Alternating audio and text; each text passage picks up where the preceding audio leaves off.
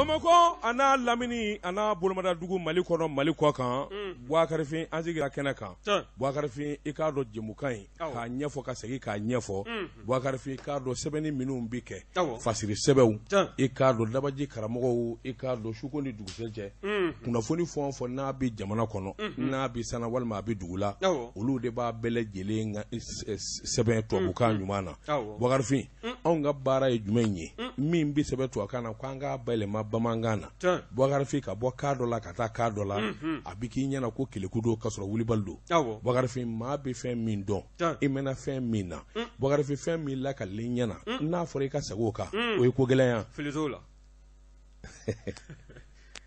la dɛ Boubacarifin i k'a dɔn kunnafoni di a siraw ka ca bɛɛ n'i ka kunnafoni di cogo anw da ye i k'a dɔn kunnafoni minnu bɛ sɛbɛn sɛbɛnfura la an b'o de lakali nka i k'a dɔn nin kunnafoni nin kun ye kunnafoni duman ye walima nin tɛ duman ye o bɛɛ lajɛlen bɛ daba ni Boubacarifin ma Boubacarifin anw de bɛ jateminɛ kɛ nin kunnafoni min filɛ nin ye nin bɛ sɔn ka diya maa caman ye walima nin bɛ maa caman nafa kunnafoni dicogo filɛ nɛgɛw kɛrɛfɛ an t'a kɛ abada n'ale tɛ ɲɔgɔn fɛ sabula ale de b'an jukɔrɔ ma don bi Mamutu surunin don cɛ n'i ka suru sa jamais de la vie san 30 kɔni n'i y'o sɔrɔ foyi tɛ fara kundama kan ayiwa aide-moi à grandir o chaussures ninnu n'o ye sabaraw ye an bɛ t'o dɔn o bɛ ɲɛ n'i ye samarajan d'a ma walima ka fugula ɲɔgɔn d'a kunkolo la a laban na kɛ i ka maa ye o la dɛ jɔnni ɲamakalaw ka banfula o ka jan dɛ o ni banfula tɔw tɛ kelen ye o Boubacar 1000 di i minɛ ayiwa ɲamakalaw ka banfula o y'i ka kuma ye o ye minɛ ne don 1000 di kɔrɔ wari tɛ ayiwa Mamutu Kamara i ka jɔ kɛ karamɔgɔ tɔgɔ Tunkara naamu k'a y'a to ten n'o tɛ a bɛ sa n'a tola ten a bɛ ja a tigi ye ne ko bala cogo bɛ ten Boubacar Sidiki yanni ka taa yɔrɔ jan i cɔ dɔw fana bɛ balo anw ka kuma in na k'u k'u bolo digi RFI kan an bɛna a daminɛ awɔ dɔw fana bɛ dɔw la balo u k'u bolo digi RFI kan ko k'u bolo digi RFI kan an bɛna kuma minnu fɔ u yɛrɛ ka se ka kuma waasa mɔgɔw k'u lamɛn n'u pɛrɛla o kuma an b'a daminɛ u k'u bolo digi RFI kan u y'a minɛ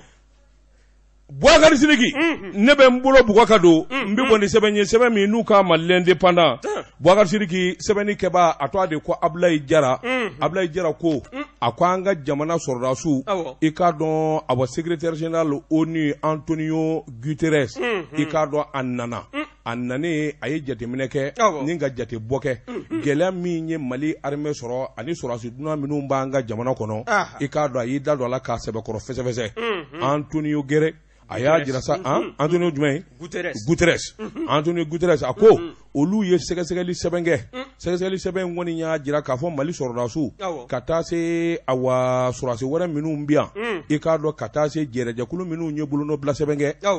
i k'a dɔn u ye gɛlɛya caman sɔrɔ san tɛmɛnen na min ye Mali kɔrɔnfɛla ye o de fanga bonyana kosɛbɛ sabula i k'a dɔn bingani o bingani 155 kɛra kɔrɔnfɛla la Mali kɔnɔ a ko min y'o fana ye attaque n'o ye ka bali u la ni maramafɛn dɔ ye minnu bɛ se ka pɛrɛn ka diɲɛsɛ ten i k'a dɔn k'o de ma agent explosif tubabukan na o agent explosif improvisé u b'o dilan u yɛrɛ de b'o dilan yɔrɔnin kelen a ko i k'a dɔn damada fana dɔ yera Kulukɔrɔ mara la ani Sikaso ani Mali tilebiyanfan fɛ camancɛ fana ɲinama k'o kɔ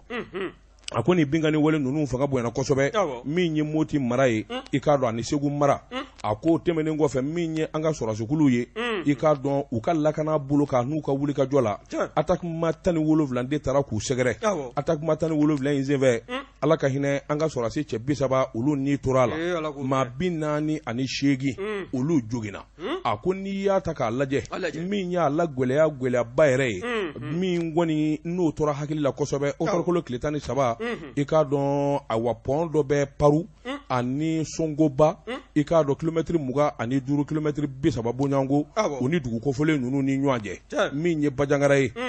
ani commune min n'u k'a ma ko Barasara n'o bɛ Bajangara a k'i b'a ye k'a fɔ sɔrɔdasi cɛ 3 u ni tora la min ye 7 ye olu joginna o farikolo tile 7 Biriga o ye fila jamana ye kilomɛtiri 20 i k'a dɔn ani Koro cɛ Moti mara la min ye sɔrɔsi 3 ye olu ni toro fana na a ko n'i y'a ta k'a lajɛ min ye MINUSMA ye MINUSMA fana i k'a dɔn u fana ma to yen koyi sabula attaquement 13 de taara k'u sɛgɛrɛ wa attaquement 13 in i b'a ye k'a fɔ maa kelen sara MINUSMA ka sɔrɔdasiw la maa 10 olu joginna a ko n'i y'a ta k'a lajɛ min ye Moti ani Kidali ye min ye bingani ani min kɔni an ka sɔrɔsikulu sɔrɔ i k'a dɔn a fanga bonyana fo k'a fɔ k'a to ten a ko n'i y'a ta k'a lajɛ min ye Antonio Guterres i k'a dɔn a ko min ye Mali camancɛ bolo ye yen fana gwɛlɛyara fo k'a fɔ k'a to ten ka sababu kɛ awa min ye wulikajɔ ni bingani ye ani fali da kelen i k'a dɔn awa a ye yen fana sɔrɔ Segu jamana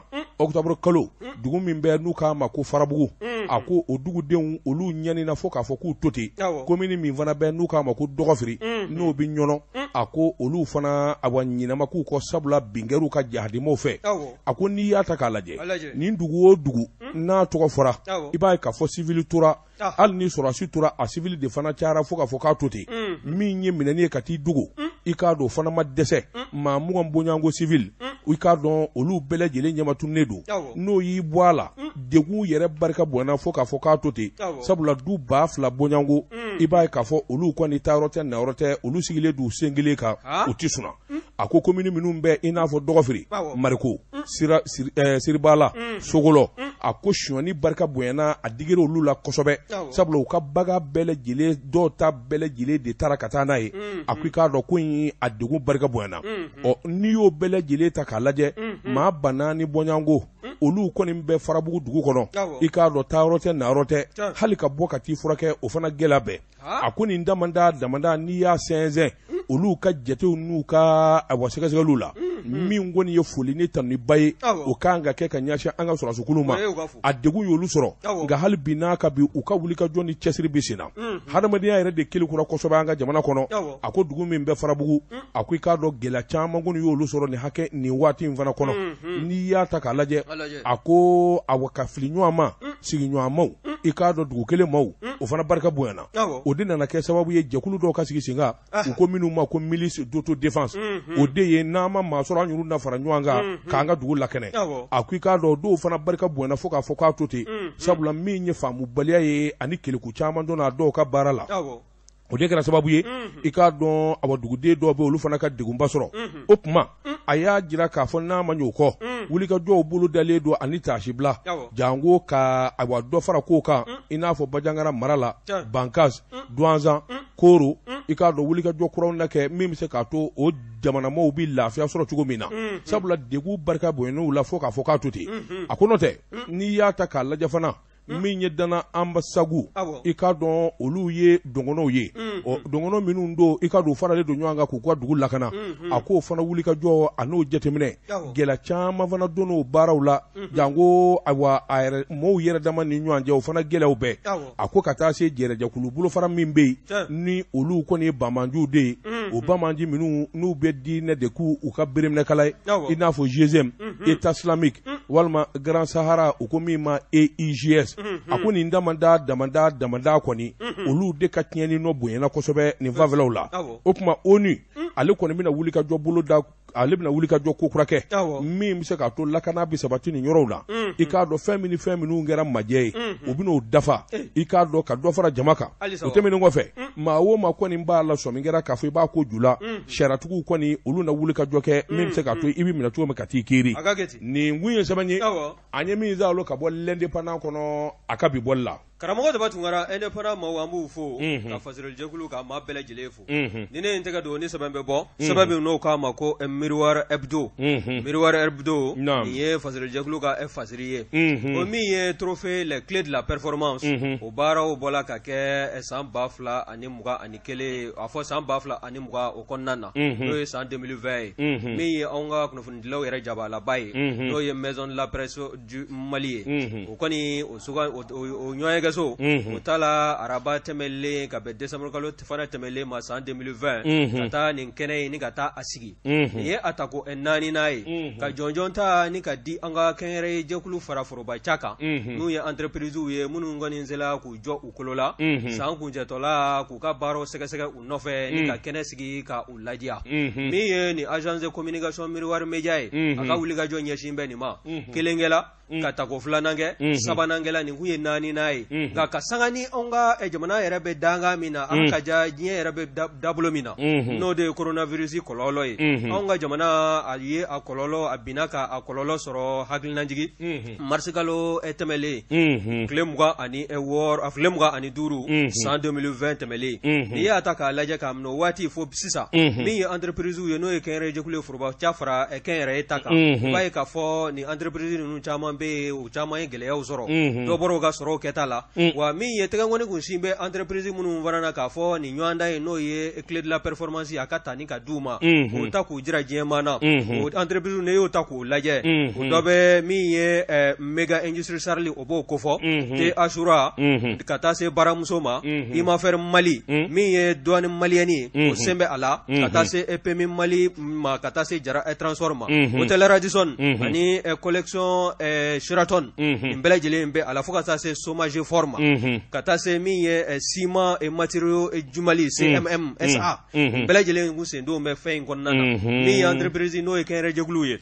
o mugan bɔɲɔgɔnko tɛgɛnkɔni sinna u la a jirala k'a fɔ u sela ka fɛɛrɛ ni dabali minnu sigi sen kan waasa min ye coronavirus bana ye ka se ka u kɛlɛ k'u ka baarakɛlaw k'u lakana min ye tɛgɛkominɛw ye k'u sigi u ka cɛkɛda ninnu na maanifin yɛrɛ ni kun bɛ se ka kisi cogo min na ka bɔ bana in ka yakubayali ma o baaraw bolodala cogo min na ni entreprisew fɛ ani ka fara u ka sɔrɔda bolo yiriwali kan ni fɛɛrɛw ye nin bɛɛ lajɛlen de kɔni ta la bala min ye commission d'organisation yɛrɛ ɲɛmaa ye n'o ye Aliyu Ture ye ale y'a jira k'a fɔ nin baara ninnu bolodatɔ u fɛ ko gɛlɛyaw caman sɔrɔla a kɔnɔna na bawo min ye entreprisew ye o caman bɛ yen ka sɔrɔ u ka yɔrɔw lasɔrɔ ka don a kɔnɔna na ka se ka taa dasumusumuniw baaraw boloda ko bɛɛ lajɛlen kɛla gɛlɛya ye nka ko baara min n'a ka di maa nin kun ye ni n'o kɛ hali n'a sɔrɔ gɛlɛya bɛ a ko kɔnɔna na wa n'i y'a ta k'a lajɛ fana min ye directeur général du Miroir Media ye n'o ye Alpha Hamman Cisse ye ale kɔni y'a jira k'a fɔ waati ni don nataw kɔnɔna na nin tako naaninan min tɛmɛlen filɛ nin ye tako duurunan ko n'Ala sɔnna ma u n'u tɛgɛ di agence wɛrɛw ma i n'a fɔ agence de communication MMA ka se ka baara ɲumanw kɛ k'a boloda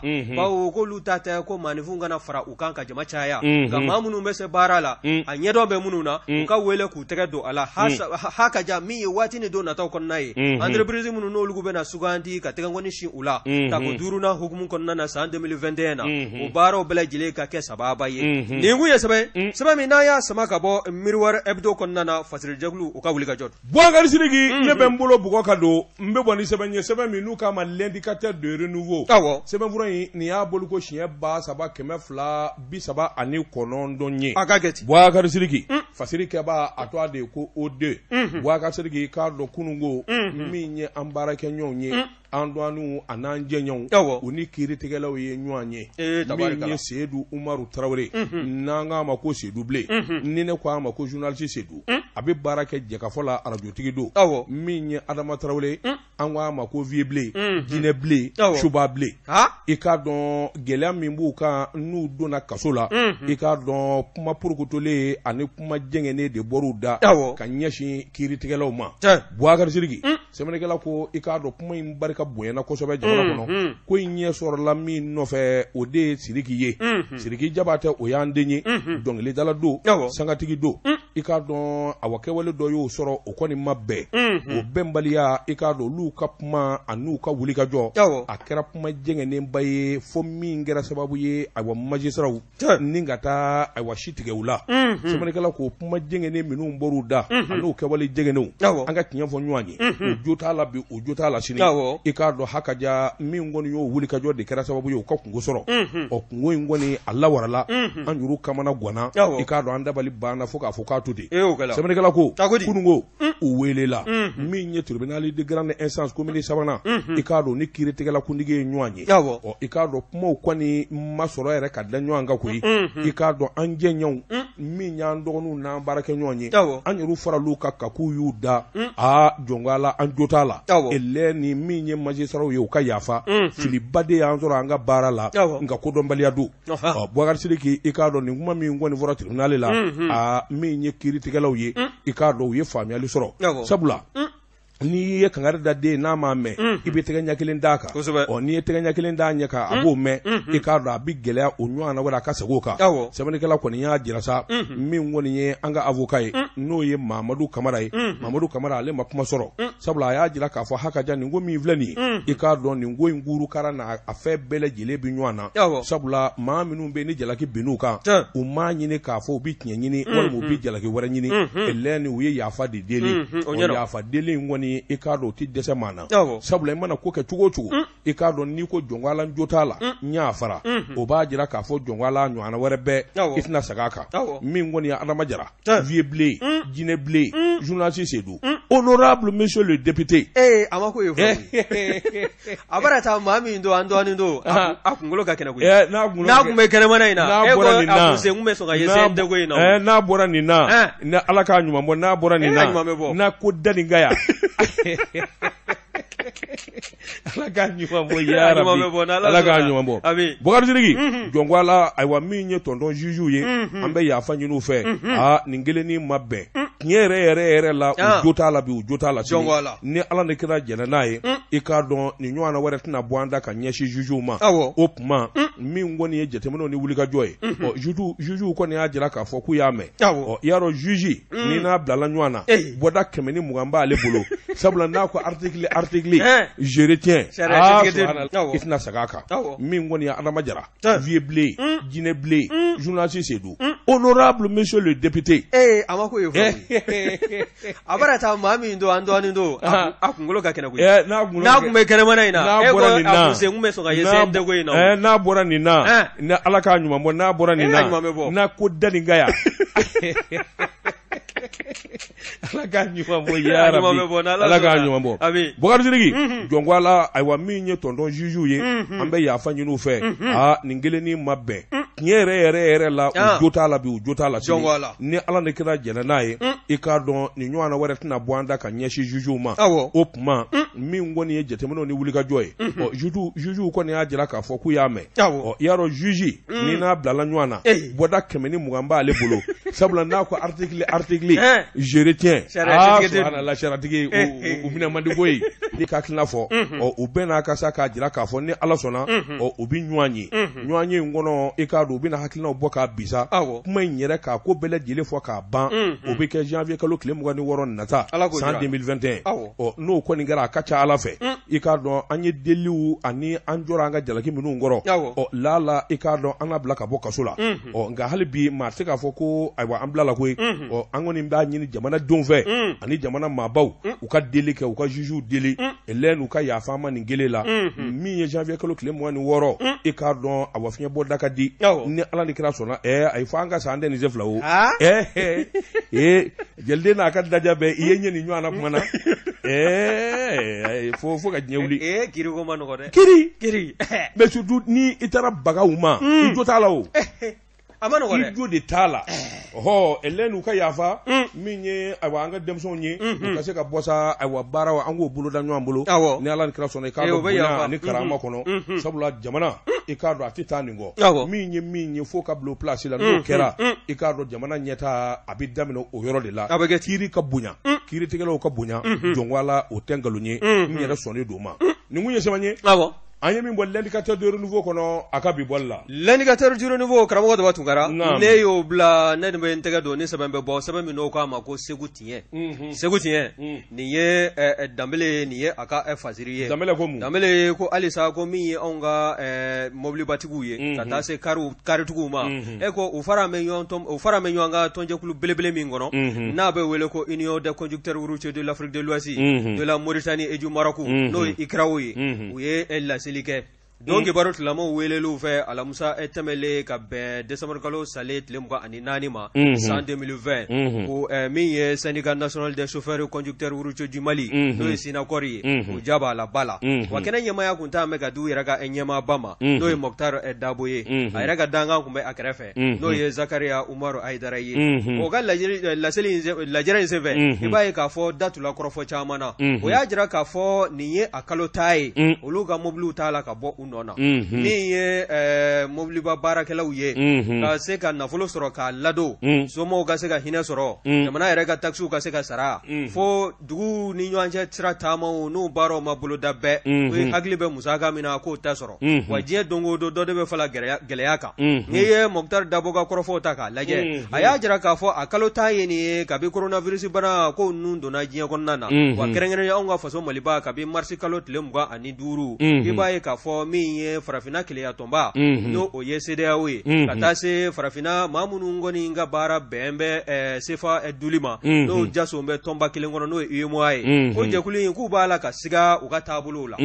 o bawo ko n'i y'a lajɛ min ye taabolo min n'o kun kan ka yamaruya bawo ko n'i ye a ta ka sanga nanzaraw ka yɔrɔ ma n'o ye Union Européenne ye ko tiɲɛ don ko bana b'a la ka maaw minɛ ko nka ko min ye mobilibatigiw ye k'olu kɔni bɛ munumunu salo la ko nka k'olu bɛ fɛn min fana fɔ anw ka jamana marabaw ye k'u ka wulikajɔ kɛ wa CEDEAO ɲɛmaaw fo ka taa se UEMOA ɲɛmaaw ma ani jamana minnu bɛ a kɔnɔna na o ɲɛmaaw bɛɛ lajɛlen ka u cɛsiri waasa nin min ye frontière n'o ye karangadaw ye dancɛw o bɛ se ka dayɛlɛ cogo min na ko bawo k'a ko a sen bɛ yɔrɔ dɔ la min kɔni n'a gɛlɛya ko kun tɛ bɔ fɛn min na muɲu tɛ o ɲɛ ko ni wulikajɔ ma kɛ bɛɛ a bɛna kɛ sabu ye jamana ka sɔrɔ dabolo bɛɛ lajɛlen b'a kalama nin kalo 10 in kɔnɔna na dadigikɛla o la ko nka ko min ye olu ta ye ko bolofa bɛ a kan ko min ye sinakɔri olu kɔni wulilen bɛ k'u jɔ k'a ɲini jamana ɲɛmaaw fɛ yamaruya sɛbɛn o ka di min ye jamana minnu n'o bɛ bɔ misali n'i bɔra faso Maliba la k'i bɛ taa an dafɛ jamana in dɔ la i ka sɛbɛn ka y'i bolo sɛbɛn min b'a yamaruya k'a fɔ k'a jira fana k'a fɔ ko min ye coronavirus bana ye o tɛ i la i n'a fɔ k'a bɛ kɛ anw ka pankurujigikɛnɛw kɔnɔna na cogo min na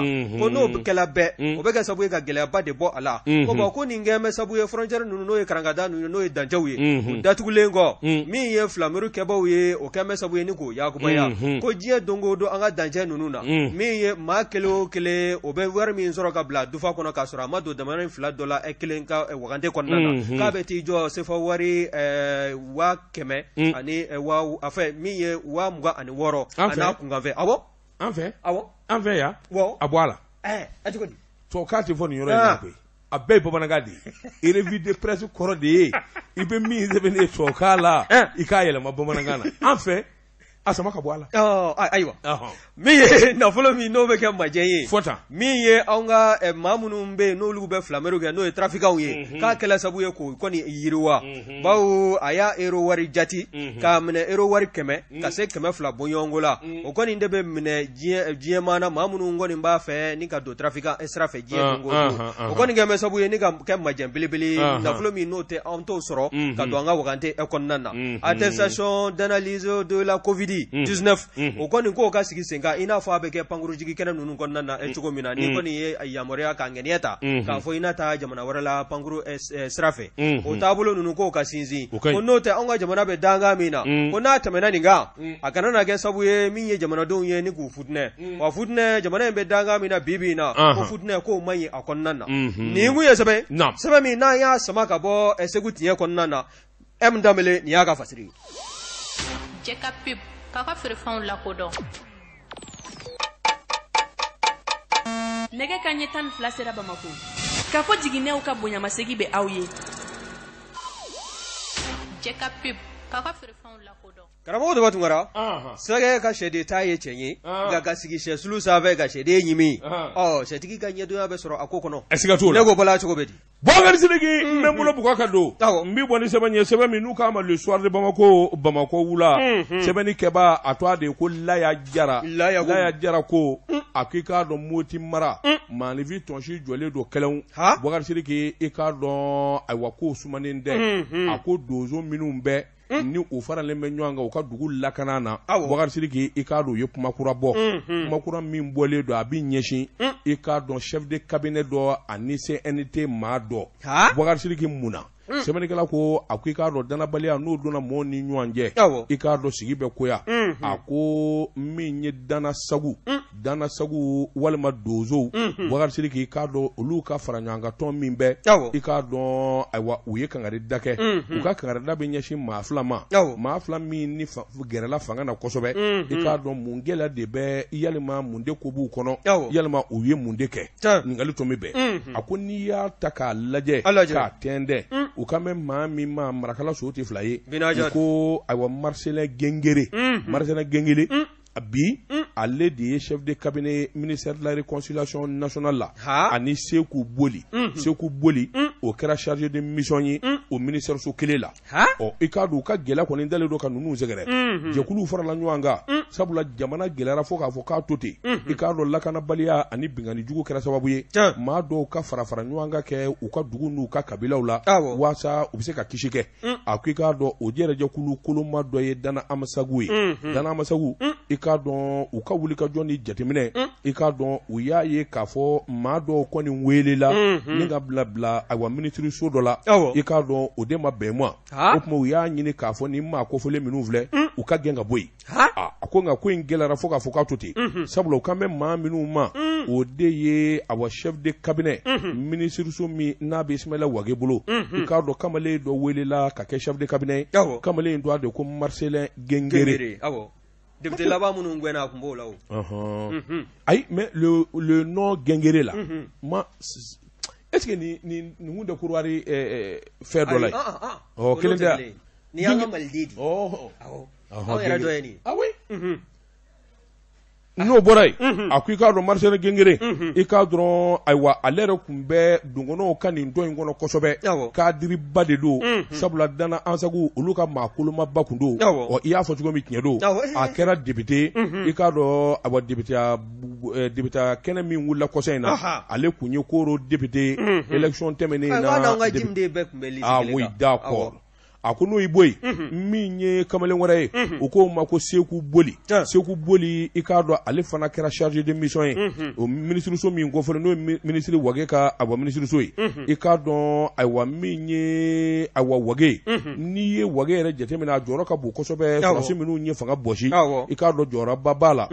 i k'a dɔn kɔni ka nin fana wele ka fara a kan i k'a dɔn ministre so in ye a la ɲɛnamani a n'a taama ɲuman na o de ye maanifi yɛrɛ kamana gan fo k'a fɔ k'a to ten sabula n'i y'a ta k'a lajɛ i b'a ye k'a fɔ ayiwa min ye fulaw ye jɛrɛjakulu min fana bɛ fulaw ka hakɛ ko fɔ n'o ye fulaw ka milisi ye Seku Boli in fana ye o jɔyɔrɔ maaba dɔ ye ninnu fila bɛɛ lajɛlen ale fana kun ye tenitigi ye u y'a fɔ kɔfɛ de ka taa fara fila ninnu ka kulu kan u y'a fɔ ko dɔw ko kuma dɔ la sɔrɔdasi don kuma dɔ la gendarme don kuma dɔ la jagokɛla don a ɲɛ foyi ma se ka sɔrɔ a la i k'a dɔn fulaw kɔni a faralen kun don fulaw ka jɛkulu kan minnu kun kelen bɛ ka kulusigi waasa fulaw ka kisi a ko i k'a dɔn ayiwa ninnu bɛɛ lajɛlen nin jɛ fila min duwafɔlen filɛ o de ye kamana gwankɛ Amasagu kɔni y'a jira sa k'a fɔ ministre k'i u ma b'u la u ka gɛn ka b'u ka baara la kun jumɛn in na i k'a dɔn kɔni jɛlen tɛ nka min kɔni jɛlen don a n'a kɛ i k'a dɔn ko wɛrɛ kɔni bɛ ko jukɔrɔ min don ye nka ministre Wage kɔni ka lahalaya la a n'o ka miiri la ni jɛ fila bɛɛ lajɛlen bɛ kɔrɔnfɛla in dɔn a bɛ dongɔnɔw dɔn a bɛ fulaw dɔn ni maa min y'u cɛ gɛlɛya lajɛ i k'a dɔn a fanga ka bon kosɛbɛ ninnu bɛɛ lajɛlen dun ye baara kɛ i k'a dɔn waati la jɛkulu la ale dun bɛ ministre so min kunna o de ye ministère so min n'o kan ka wulikajɔ boloda ka bɛn ni kelenya boloda jamana kɔnɔ ka mɔɔw fara ɲɔgɔn kan gɛlɛya banbali ni kodama min bɛ yen a bɛɛ lajɛlen kana kɛ marifati ye si ka fɔ ka kɛ a dɔw la ale kɔni ka hakili la ministre ka wele kɔni a na kɛ nin ye nka n'i y'a ta k'a lajɛ Dana Amasagu olu kɔni ma faamuyali wɛrɛ sɔrɔ a la sabula olu kɔni y'a ye k'a fɔ nin ye ko wɛrɛ de o tuma u y'a ɲini min kɔni y'u ka député kɔrɔ ye n'o ye koro député kɔrɔ ye min kɛra chef de cabinet i k'a dɔn ministre ka a bolo bɔ baara la min kɔni nin hakilina in fana ye o taara ka Seku Boli sɛgɛrɛ o fana kun ye awa fulaw ka awa cɛ gɛlɛnba ye i k'a dɔn o nana o ni Gengere de taara ministre so kelen na u kɔni ko u cɛ fila bɛɛ lajɛlen kɔni de ka bɔ yen sabula u y'o de ɲini colonel major Ismaila Wage a ko n'i y'a ta k'a lajɛ a bɛ ministre so min kunna o de ye bɛn ni kelenya ministre so ye ka mɔgɔw fɔ k'u bɛn i k'a dɔn balimaya ani silamɛya ani sigiɲɔgɔnya la a ko i k'a dɔn a ka baaraw ye ko in kɔni balanin bɛ sabula u kɔni y'a ɲini k'a fɔ cɛ fila bɛɛ lajɛlen ka gɛn ka bɔ awa Ismaila Wage nɔfɛ i k'a dɔn nin kɔni ye ko ye maa tɛ ko min laban dɔn nin kun ye sɛbɛn ye an ye min zalo ka bɔ soir de Bamako kɔnɔ Bamako wula soir de Bamako maaw an b'u fo karamɔgɔ de b'a tun ne n tɛgɛ don ni sɛbɛn bɛ bɔ sɛbɛn min n'o k'a ma ko Segu tiɲɛ Segu tiɲɛ maa min ye wulikajɔ kɛ u y'u ka fasirili jɛkulu n'o ye rédaction ye o y'a jira k'a fɔ min ye an ka ministre min n'a ɲɛsin bɛ an ka cikɛkow ma a ye taama kɛ taama a baaraw bɛɛ lajɛlen bolodala ka bɛn sibiri dɔ ma décembre kalo salen tile 19 san 2020 tɛmɛlen n'i y'a ta k'a lajɛ a kun tɛ dɔwɛrɛ ye k'i sen ka fiɲɛ bɔ a senkɔrɔ ni ka taa office du Niger la nka min ye taama in ye ani maa min tun bɛ ɲɔgɔn nɔfɛ o de ye office du Niger PDG n'o ye Abdelkader Konate ni bɛɛ lajɛlen b'a wele ko ANPE ka fara a yɛrɛ nɔfɛ maa wɛrɛw kan awɔ n'i y'a ta k'a lajɛ min ye ministre ka nin taama ye ministre yɛrɛ o de ye Mahmoud Ould Mohamed ye Mohamed Ould Mohamed ale ye ministre min n'o ɲɛsin bɛ cikɛko ma min ye bagan mara fo ka taa se mɔnnikɛko a ka baara ɲɛsin bɛ o ma an ka cɛmancɛrɔ fanga o gouvernement o kɔnɔna na wa n'i ye a ka taama in fana lajɛ taama in kun daminɛna yɔrɔ min na o de ye Kolongo ani Bewani ka kun dalen bɛ yen kan nka fɔlɔlen Bewani i b'a ye k'a fɔ ministre kɔni o y'a sɛnsɛn ni ka taa n'a ye an ka ji ton yɔrɔ min bɛ yen n'o ye jisigi yɔrɔ n'o ye barrage de Markala ye mais an yɛrɛ b'an disi gosi ni min ye o de kɔni a taara ka taa yen lajɛ yen ji a bɛ kunbɛn k'a minɛ cogo minnu na ani sɛnsɛn ka don foro kɔnɔna na n'o bɛ wele ko arrosoir des champs rizicoles n'o ye malo bɛ cikɛ yɔrɔ minnu na ji in bɛ walankata olu ni ɲɔgɔn cɛ cogo min na a kɔni a taara o yɔrɔw bɛɛ lajɛlen jira la ni ka ɲɛfɔli kɛ wa a jirala fana k'a fɔ min ye barrage de Markala ye min ye wulikajɔw ye a bɛ labaara cogo minnu na a n'a ka système de drainage a bɛ ji walankata cogo minnu na ko magwɛn kan ka ta ka ɲɛsin a ma n'o bɛ entretien ko fɔ min ye canaux principaux ye ka taa se canaux secondaires ma jiboli sira kumaba ni misɛnma o ko ninnu bɛɛ lajɛlen kan ka ladon cogo min na o baara ninnu bɛɛ lajɛlen ɲɛfɔla a ye o bɔlen kɔ yen a y'i kunda yɔrɔ min kan o de ye Kolongo ye Kolongo a selen i b'a ye k'a fɔ o yɔrɔw fana jirala a la min ye malosɛnɛ yɔrɔ ye walima cikɛ yɔrɔ hectare 700 o kɔni n t'a la ka jira a la minnu kan ka labɛn waasa cikɛlaw malosɛnɛlaw kɛrɛnkɛrɛnnenya la olu ka se ka u ka baara ni ka se ka a kɛ ka se a hakɛ la o taama in senfɛ fana i b'a ye k'a fɔ ministre y'a jira k'a fɔ ko a nisɔndiyala n'o ye Mahmoud Ould Mohamed ye min ye Abdelkader Konate ni bɛɛ lajɛlen b'a wele ko ANPE n'ale min ye office du Niger PDG ye a fana y'a jira k'a fɔ ministre ka na bɔ olu ye nin kɛnɛ in kɔnɔna na ko taama ye k'a jala a ye kosɛbɛ ko bawo k'ale sigi furadama hami min bɛ a la o de ye cikɛla minnu bɛ office du Niger kɔnɔna na h'a ka ja Segu n'a nɔkandugu olu bɛɛ lajɛlen bɛ se ka nimisi wasa sɔrɔ cogo min na o ka cikɛ siratigɛ kɔnɔna na k'a n'o fɛɛrɛ n'o dabalu ka minɛnw ka tila k'a ɲini ka di u ma nin kun ye sɛbɛn min n'a y'a bɔ Segu tiɲɛ kɔnɔna na fasirejɛkulu olu ka wulikajɔ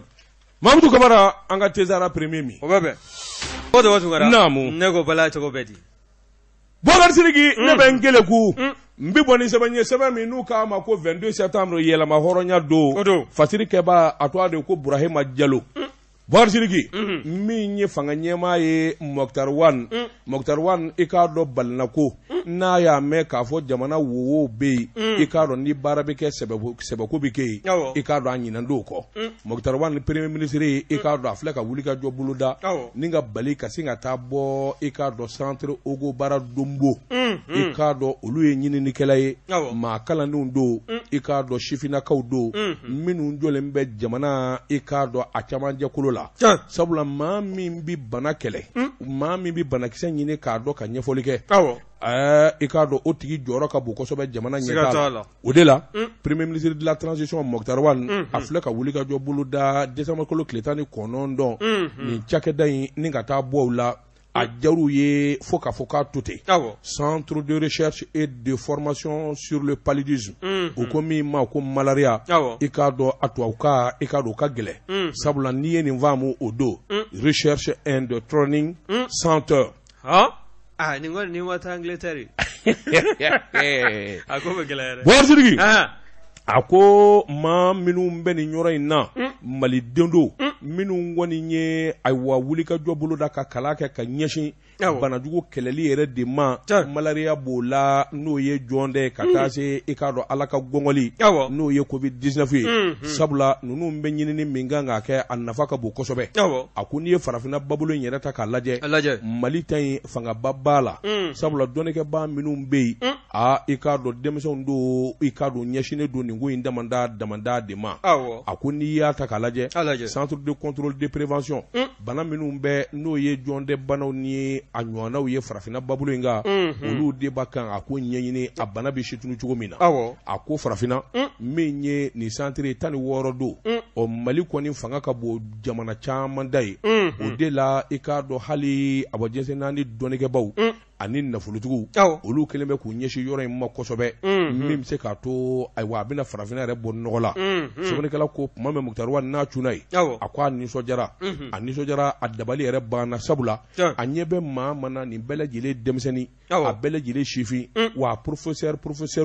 i n'a fɔ professeur Abdoulaye Jimde o min ni a ka cɛdenw kɔni u bɛ cɛsiri ni wulikajɔ la a ko i k'a dɔn a nisɔndiyara kosɛbɛ ni foyi man kan min tɛ foli ani tanu ye sabula jamana kɔnɔ ni bana jasira ni bana banna maanifi bi kɛnɛya ni kɛnɛya dun nana i k'a dɔn jamana ɲɛta a bɛ dulon o la kosɛbɛ a ko tuma banajuguba minnu bɛ yen n'u ye tiɲɛni kɛ i k'a dɔn jɛsi naani jamanaw na a fura bɛ se ka sɔrɔ an fɛ yan nka dɔwɛrɛ tɛ minnu b'a ka baara kɛ f'u ka bila u ka hakɛ n'u ka minɛn kɔnɔ o de la professeur Jiminde o fana y'a jira k'a fɔ nin kɔni nisɔndiya tɛ tɔ to olu la nin bɛ dɔ fara hali bi u ka galabu kan sabula jamana ɲɛmɔgɔw k'a dɔn k'a fɔ olu bi yan o ka tila ka na bɔ u la ka tila k'u tanu nin bɛ dɔ fara u ka muɲamuɲa kan an bɛ don min na ko bi jamana den o den i bɛ baara o baara la ni bɛɛ lajɛlen y'i cɛsiri ka kɛ nin kɛcogo ye i k'a dɔn a naamu bɛ taa kɛ hɛrɛ ye nin kun ye sɛbɛn ye Burahima Jalo ka sɛbɛn don an ye min bɔ 22 septembre kɔnɔ yɛlɛma hɔrɔnya don 22 septembre ka fara Burahima Jalo kan an b'u bɛɛ lajɛlen fo ne ye n tɛgɛ don ni sɛbɛn bɛ bɔ sɛbɛn min n'o k'a ma ko le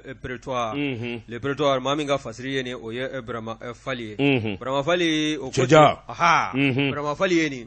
Burahima Fali a ko k'an ka taa Bureau Veritas Bivac Mali la dɛ baarakɛlaw e ko o tɛ dusumakasa kɔnɔ an bɛ dumuni ko bi wa bawo min y'o ka communauté sénégalais ye o kɔni y'a jira k'a fɔ min ye Bureau Veritas Bivac Mali ye k'u kɛn bɛ ka hakilina dɔw ta min bɛ ka se k'u baarakɛlaw kɔ don ɲɔgɔn na walasa ka se ka u hakilina o bɛɛ lajɛlen ka se ka kɛ sababa ye o bawo ko n'i y'a ta k'a lajɛ olu ka baara bila n'o y'o ka cakɛlaw ka lafasali tɔnjɛkulu ye n'o y'o ka communauté sénégalais ye u ye baara bila fɔlɔ kɛ tile 3 baara bila min kɔni baarakɛlaw bɛɛ lajɛlen kɔni sɔnna ka tugu u nɔfɛ 100 sarala 90 o bɛɛ lajɛlen ko ahɔ an bɛ aw nɔfɛ bawo n'i ye communauté sénégalais ka kɔrɔfɔ ta k'a lajɛ halisa o y'a jira k'a fɔ olu ka laɲini tɛ caman ye koyi min ye baara bɛ se ka kɛ cogo min na k'a ɲɛ olu ka bila o minna kɔnɔna na dɔ ka fara u ka sara kan o bawo min ye baara in ye a ko n'i y'a ta k'a lajɛ k'a taa ni ka segin a kɔni a kɛn bɛ fɛn bi na min kɔni n'olu bɛɛ lajɛlen bɛ kamanagan kɔnɔna na maaw ko n'i y'a lajɛ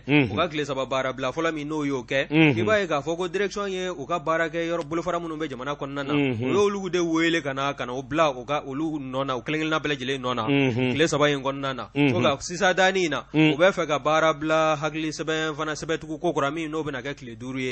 o baara bila ni ka se ka o bolo da wa n'i y'a ta k'a lajɛ u ka communauté sénégalais ka kuma lasela la a y'a jira k'a fɔ olu bɛ baara la cakɛda in na n'o ye Bureau Veritas Bivac Mali ye o kɔni kɛn bɛ k'olu kɔni kɛ i b'a fɔ o kɛn bɛ k'u minɛ mugu da de la ko bawo min ye laɲiniw ye i n'a fɔ 100 sarala mugan ka se ka fara u ka saraw kan u y'o laɲini kɛ siɲɛ fɔlɔ la wa u ka tile 3 baara bila fɔlɔ min n'o y'o kɛ i b'a ye k'a fɔ ko direction n'u y'u ka ɲɛmaaya bulon ye u ye fɛnnin dɔw kɔni ɲɛnabɔ ten walasa a ka se ka fɔ ko min ye baarakɛlaw ye k'u ka laɲini k'an y'a bɛɛ lajɛlen ɲɛnabɔ fo ka taa sɔrɔ fɛn minnu ɲɛnabɔla a n'olu yɛrɛ ka laɲini ɲɛsin bɛ fɛn min kan ko n'u tɛ ɲɔgɔn ɲɛ sira la ko bawo fɛn minnu ɲɛnabɔla o tɛ olu nafa wa halisa u bɛ o kumakan nɔfɛ halisa ko bawo min ye farankan ye dɔ ka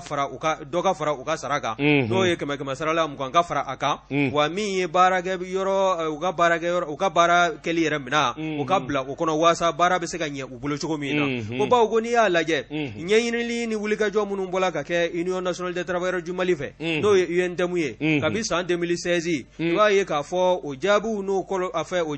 n'o nafaw o bɔla ka bin 2018 de kɔnɔna na wa k'i b'a ye k'a fɔ foyi ma fara olu ka sara kan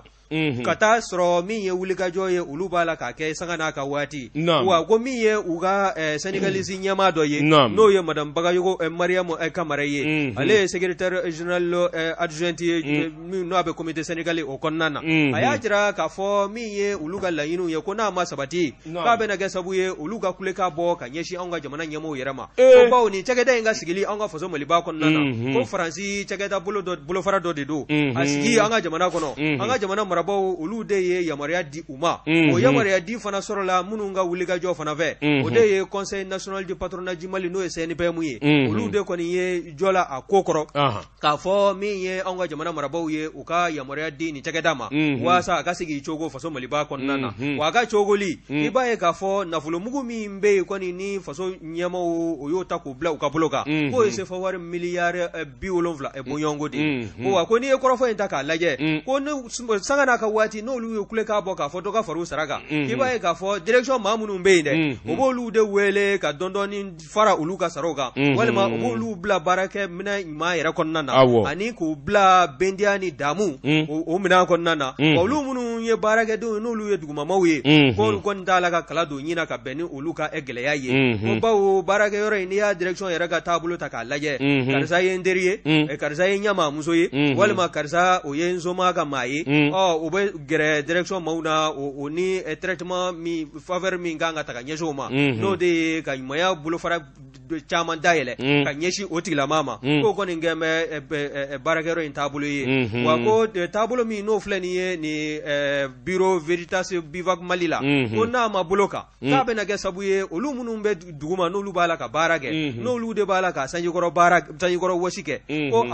n'olu y'u tɛgɛ don u kɔnɔ k'a bɛ kɛ gɛlɛya belebele ka ɲɛsin ni cakɛda in ma nin kun ye sɛbɛn min n'an y'a sama ka bɔ le prétoire kɔnɔna na Birama Fale ale ka fasiri don Boubacar Sidiki n bɛ n bolo bugɔ ka don n bɛ bɔ ni sɛbɛn ye sɛbɛn min n'u k'a ma Nouvelle Horizon ɲɛdankura sɛbɛnni kɛbaa i k'a dɔn a tɔ de ye min ye ayiwa n tora a la koyi Alpha Seso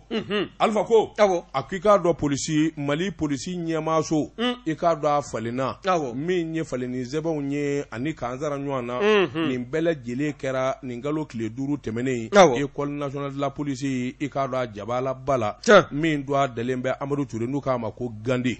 a ko kɛnɛ in ka min ye kɔrɔlen ani kura ka taa se maa wɛrɛ ma ko kɛra minnu ɲɛna k'a sɛrɛya a ko a kɛra bonya ani karama ni damu da ye a ko ni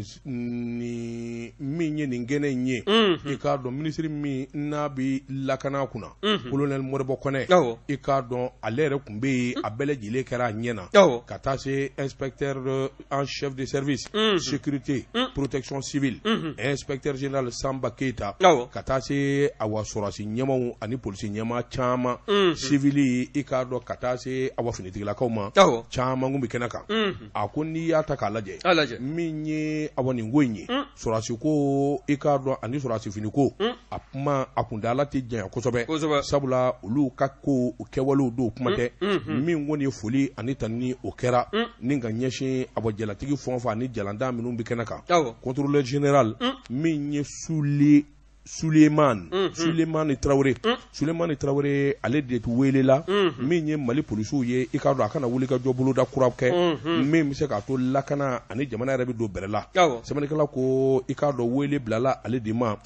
minisiri min ni u kɔni y'a ka minisiri ye i k'a dɔn ka taa se inspecteur général Samba Keita u ye yamaruya di kɛ yamaruyaden bɛ tali kɛ ka ɲɛsin kɔrɔlen i k'a dɔn u ka banderi ta k'a di min ye kura ma o de la inspecteur général Musa Ag Enfayi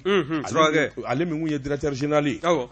jɔngwala a ko ale nisɔndiyara a wasalen don sabula a bi baara in bila ni k'a di maa wɛrɛ ma hakaja i k'a dɔn a baarakɛɲɔgɔn jɛɲɔgɔn minnu bɛ yen olu ye wulikajɔ min kɛ jamana kɔnɔ tiɲɛna a tɔ bɛ yen nka min kɔni kɛr'u fɛ u yɛrɛ nisɔndiyara sabula n'i welela jamana fɛ i k'a dɔn baara dɔw bɛ k'u kalifa i ma a kuntala janya n'a surunya nin bɛɛ lajɛlen ye tanuni de ye a ko kuma a bɛ dugawu don kɛ ka ɲɛsin min bilala nɔ na n'o ye contrôleur général Suleiman Traoré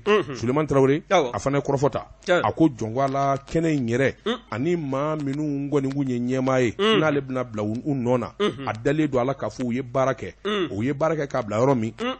wele min bilala ale fana ma jamanajɔ fɛn bɛɛ n'a waati don a fana nisɔn jara i k'a dɔn a bɛ tanuni kɛ ni ka ɲɛsin kɔrɔlen ma baarakɛla minnu bɛ yen a b'u bɛɛ lajɛlen fo k'u waleɲuman dɔn ale nakun tɛ ka mɔɔw bɔ ɲɔgɔn na a nana de ka fara ɲɔgɔn kan kɛ polisi yɛrɛ ni baara minnu ka kan polisi kan ka wulikajɔ minnu kɛ polisiya yɛrɛ ye fɛn min ye jamana kɔnɔ lakana bolo kan ani maanifin kisili la a k'i k'a dɔn hakaja a fana bɛ n'i cɛsiri o fɛ kosɛbɛ a man ka dɛsɛ sabula a ye dɔnniya minnu sɔrɔ a n'a ye kalan minnu kɛ a man ka dɛsɛ nka jigiba dalen don baarakɛ ɲɔgɔn kan olu ka dɛmɛ ni kɔnɔnajɛya la o de bɛ kɛ sababu ye mali polisi yɛrɛ bɛɛ lajɛlen ka se ka tanuni sɔrɔ a ko tuma min kɔni ye baara ye i k'a dɔn u bɛna dabɔ filagafoya t'a la maa o maa ni ni min ka kan i ni min kɛli ka kan a ko i k'a dɔn pantiki kunna bɛɛ lajɛlen bɛ bila i ka baara la nin kunnafoni in bɛɛ lajɛlen salola ka di a bɔ nouvelle horizon mɔgɔw fɛ min ye cellule de communication police nationale CCPN fɛn de ye de cellule de communication o bɛ yen kɛ wa yɛrɛ jɔni dɔ de bɛ yen kaw kɛ kaw jumɛn kaw a tun bɛ saji la Bamako na waati dɔ la mais a bɛ yen sisan a mɛnna dɛ awɔ denmisɛnnin don ayi non ne ko hakili taara fɛn de la ministère yɛrɛ la cɛ tɔgɔ ye di kamalenkɔrɔ kwalen sa Sango Sango Sango il est toujours là-bas c'est bien Sango est très bien Sango est très bien Borsigi waati na ka waati ma se e ko andi bita bila ya yara an ka bita in bila ya an bɛ foli kɛ ka ɲɛsin boutique électronique de la nation maaw ma awɔ Umaru Jana Badewu an b'u bɛɛ lajɛlen fo électronique awɔ mun ni mun bɛ feere ayiwa a tɔ na kɛ publicité ye dɛ électronique u ye fɛn de ma de ni ye da balane a la publicité tɛ de électronique minnu o yɛrɛ kɔni b'u dɔn telew b'u la ordinateurs b'u la fɛn fɛn kɔni bɛ yen n'o bɛ électronique ko fɔ ka kɔni ka bɔ Dubaï ka to yan tubabuw ka fɛn kelen bɛ yen o ka di n ye jumɛn min bɛ na kalaya walima ka ji kalaya a tɔgɔ ye di sa micro-ondes nin yɛrɛ ɲuman anw tilal'o la mais non o b'e fɛ de n ka o nege bɛ ne bɛɛ koyi o bɛ ne bolo a mɛnna ne ma fɛn ye diɲɛ na min ka teli nin fɛn ye o ɲɛ b'a fɛ yen nɔ a bɛ kuran manse han kana sigi ayiwa naam teliya in a ye kuran manse di a bɛ sin ka dumuni chauffer ten miniti kelen hali n'i ka pate si la i b'a kɛ fɛnkɛ minɛn kɔnɔ dɔrɔn assiette kɔnɔ dɔrɔn k'a sigi a kɔnɔ ka programmer e ko k'a b'i fɛ yen mais comment i bɛ fɛ n ka ja ta ka na jiri la wa jeudi wɛrɛ bɛ na n'a ye ni Ala sɔnna problème t'a la Umaru Jama n'a badenw fo